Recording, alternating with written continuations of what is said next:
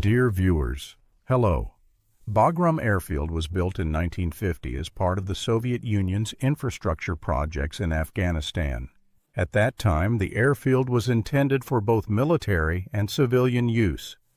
During the Soviet military operation between 1979 and 1989, Bagram became the main center for Soviet air operations, and thousands of missions against the Mujahideen, or the then government's opponents, were conducted from this airfield. After the fall of Najibullah's government in 1990, this base changed hands several times among Afghan factions that were at war with each other. In 2001, after the U.S.-led invasion of Afghanistan, Bagram was extensively rebuilt and expanded, becoming the largest military base for the Western Coalition in Afghanistan. This base housed tens of thousands of soldiers, contractors, and facilities such as hospitals, shops, and detention centers. After the withdrawal of U.S. forces in 2021, the base was taken over by the Taliban. The strategic location of Bagram is very important, as it is located 40 kilometers north of Kabul. This base reflects the changing geopolitical history of Afghanistan, from Soviet influence during the Cold War to the dominance of the United States and its allies in the so-called War on Terror, and finally, the Taliban's control. It is a long process. Why did Donald Trump want to reclaim Bagram? First, Bagram is located about 40 kilometers north of Kabul and is very close to the center. It is also near China, Iran, and Russia, and from this airfield, Central Asia can also be monitored. Trump wants to reclaim this base to restore U.S. power in a vital region. Trump aims to put the United States in a superior position to face China's influence in Asia by reclaiming Bagram.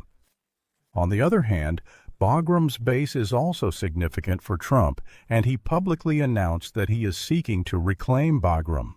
However, experts believe that reclaiming Bagram would mean another invasion of Afghanistan, requiring significant military and financial resources. Moreover, Trump's proposal has been rejected by the Taliban, who currently control Afghanistan, stating that despite economic problems and political legitimacy issues, they will never hand over the base to the U.S.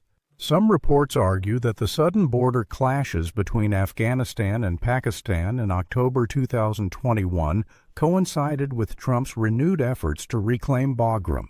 This has led to speculation that Pakistan may have acted under the influence or in connection with Trump's pressure campaign.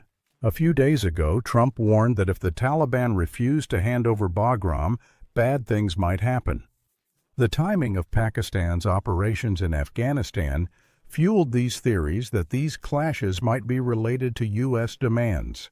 It is also believed that Washington may have chosen Pakistan as a partner in regaining influence in Afghanistan.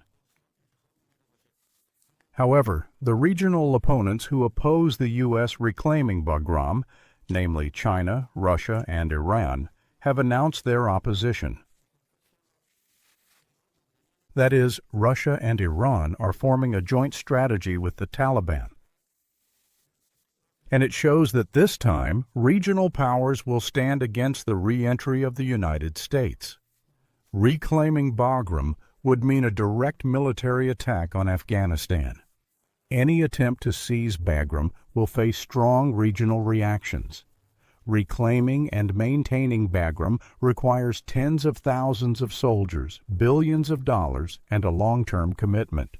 And to put it simply, it would mean the restart of war in Afghanistan and the reclaiming of Bagram. On the other hand, the U.S. Congress, NATO allies, and the American people might oppose Mr. Trump's decision.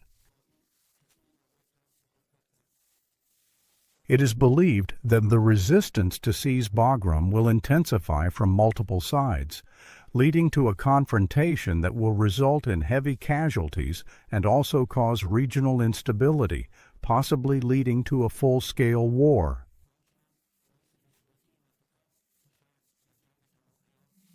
Thank you for watching our video till the end.